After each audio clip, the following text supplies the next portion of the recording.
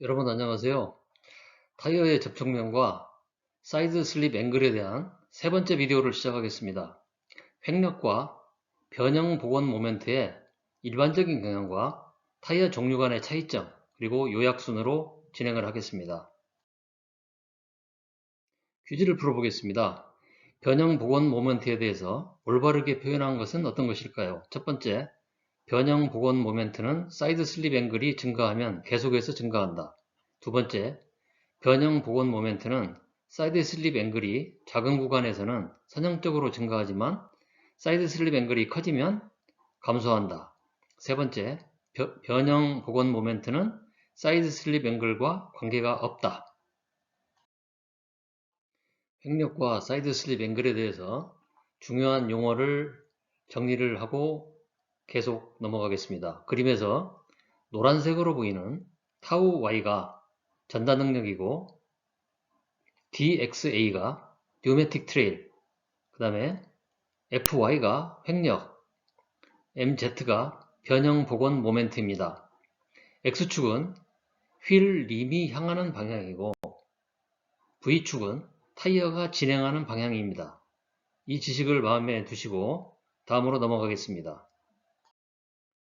먼저 타이어의 종류와 상관없이 횡력의 일반적인 경향을 알아보겠습니다.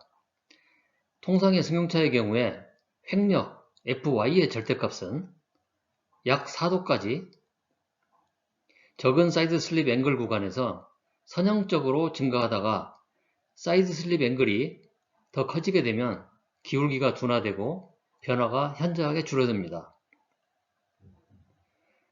횡력의 최대값은 통상의 승용차의 경우에 사이드 슬립 앵글이 8도에서 10도 사이에서 발생하며 경주차에서는 3도에서 4도 사이에 발생합니다.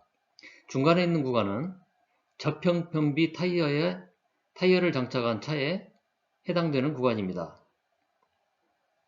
평편비가 낮아질수록 작은 사이드 슬립 앵글에서 큰 횡력을 발생시킬 수가 있습니다. 바꿔 말하면 적은 타이어의 변형으로 큰 횡력을 발생시킬 수가 있는 것입니다. 이것은 대단히 매력적인 장점으로 차가 선회를 할 때 원하는 방향으로 조향각을 많이 수정하지 않고서도 원하는 방향으로 추종할 수 있다는 것을 의미합니다. 다음으로 변형 복원 모멘트의 일반적인 경향을 알아보겠습니다. 횡력과 마찬가지로 변형 복원 모멘트도 사이드 슬립 앵글이 적은 구간에서는 선형적으로 증가합니다.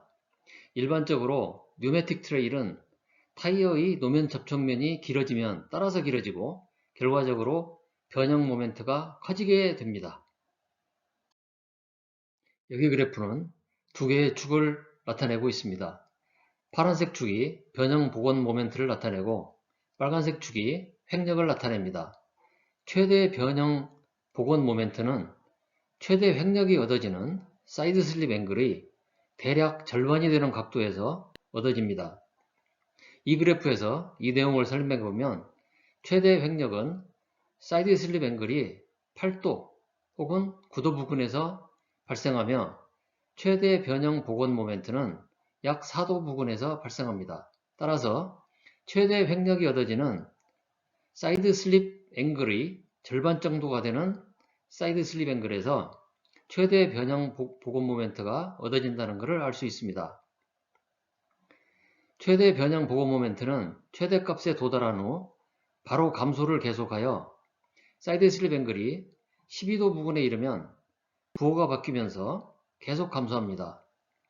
이것을 바꿔 말하면 모멘트 방향이 반대 방향으로 되면서 절대값은 계속 증가한다는 것을 의미합니다.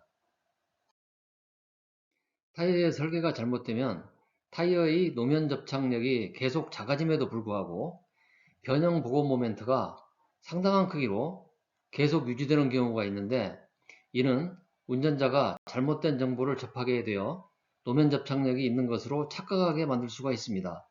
변형 복원 모멘트는 운전자에게 분명하고 정확하게 횡력의 상태를 전달해야 합니다. 변형 복원 모멘트의 감소는 타이어의 노면 접착력이 떨어지는 경우에 운전자에게 경고를 주어서 운전자가 위험에 대비하게 할 수 있게 해줍니다. 그러면 레이디얼 타이어와 바이어스 타이어가 횡력과 사이드 슬립 앵글 측면에서 어떤 차이점이 있는지 본격적으로 알아보겠습니다. 한 가지 말씀드릴 것은 이전 비디오에서 말씀드린 바와 같이 그림의 숫자에 너무 큰 의미를 두지 마시고 전체적인 경향이 어떤 특징을 갖는지에 집중하시기 바랍니다. 여기에 나타낸 그래프는 수많은 타이어 중 한 개에 지나지 않습니다. 심지어 타이어의 데이터는 똑같은 타이어를 가지고 똑같은 조건으로 다음에 똑같은 방법으로 시험을 해도 바뀌기 때문에 숫자에 집중하시면 안됩니다. 레이디얼 타이어의 노면 접촉면은 바이어스 타이어보다 폭이 넓고 길이가 깁니다. 따라서 레이디얼 타이어는 노면 접착력이 크기 때문에 적은 사이드 슬립에서 바이어스 타이어보다 큰 횡력을 발생시킬 수가 있습니다. 작은 값의 사이드 슬립 앵글 구간에서 레이디얼 타이어의 횡력이 증가하는 기울기는 바이어스 타이어보다 더 가파르게 증가합니다. 이 결과로 레이디얼 타이어는 차가 선회하는 경우에 바이어스 타이어에 대비해서 스티어링 휠을 적게 조작해도 운전자가 원하는 경로를 따라갈 수가 있습니다. 앞서의 내용을 횡력 강성으로 설명을 해보겠습니다. 레이디얼 타이어의 횡력 강성은 바이어스 타이어보다 크기 때문에 레이디얼 타이어는 바이어스 타이어보다 더 큰 횡력을 발생시킬 수가 있습니다. 예를 들어 이 그림에서 횡력 2kN을 발생시키려면 레이디얼 타이어는 사이드 슬립 앵글이 3.5도 정도로 가능하지만 바이어스 타이어의 경우에는 4.7도가 되기 때문에 스티어링 휠을 더 돌려줘야 합니다. 일정 스피드로 곡선기를 선회하는 경우에 차가 필요로 하는 원심력은 타이어와 상관없이 정해져 있기 때문에 레이디얼 타이어의 경우에 스티어링 휠을 적게 조작을 해도 원하는 곡선을 따라갈 수 있지만 바이어스 타이어는 더 큰 폭으로 스티어링 휠을 조작을 해야 원하는 곡선을 따라갈 수가 있게 됩니다. 변형 복원 모멘트 측면에서 어떤 차이가 있는지를 알아보겠습니다. 횡력에서 경우와 마찬가지로 레이디얼 타이어의 노면 접촉면은 바이어스 타이어보다 길이가 커서 뉴매틱 트레일이 길기 때문에 변형 복원 모멘트가 바이어스 타이어보다 크게 됩니다. 따라서 레이디얼 타이어는 적은 사이드 슬립에서 바이어스 타이어보다 더 큰 변형 복원 모멘트를 발생시킬 수가 있습니다. 횡력과 유사하게 작은 값의 사이드 슬립 앵글 구간에서 레이디얼 타이어의 횡력이 증가하는 기울기는 바이어스 타이어보다 가파르게 증가하게 됩니다.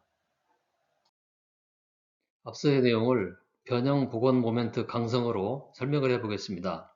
레이디얼 타이어는 변형 복원 모멘트 강성이 바이어스 타이어보다 크기 때문에 같은 사이드 슬립 앵글에서 바이어스 타이어보다 더 큰 변형 복원 모멘트를 발생시킵니다. 예를 들어 그림에서 사이드 슬립 앵글이 3도일 때 레이디얼 타이어의 변형 복원 모멘트는 약 44Nm이고 바이어스 타이어의 변형 복원 모멘트는 약 31Nm입니다. 이와 같이 레이디얼 타이어의 큰 변형 복원 모멘트 강성은 바이어스 타이어에 비하여 운전자에게 타이어의 노면 접착력에 대한 정보를 분명하고 정확하게 전달을 해줄 수가 있습니다.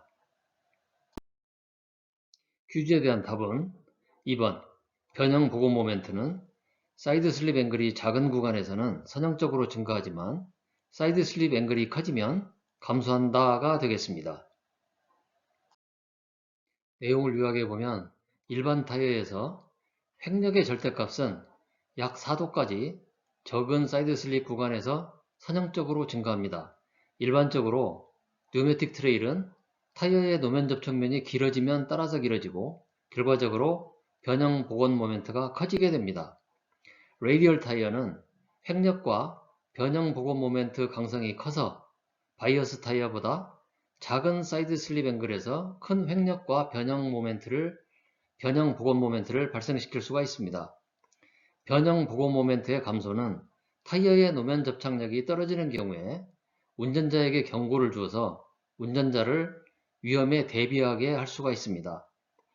레이디얼 타이어의 큰 변형 복원 모멘트 강성은 바이어스 타이어에 비하여 운전자에게 타이어의 노면 접착력에 대한 정보를 분명하고 정확하게 전달해 줄 수가 있습니다. 이전에 출시된 비디오를 보시면 앞으로 나올 비디오를 이해하는 데 많은 도움이 됩니다. 이전 비디오에서 수지 극력과 연관돼서 타이어 컨택트 패치의 거동에 대해서 설명드린 바가 있습니다. 또한 최근에는 타이어의 수직하중이 횡하중과 어떤 관계가 있는지를 설명해 드린 바가 있습니다. 다음에 나올 비디오는 타이어 사이드 슬립 네 번째 편으로 횡력을 발생시키는 다양한 운전 조건에 대해서 알아보고 횡력과 차량 속도에 대한 관계를 또한 알아보겠습니다.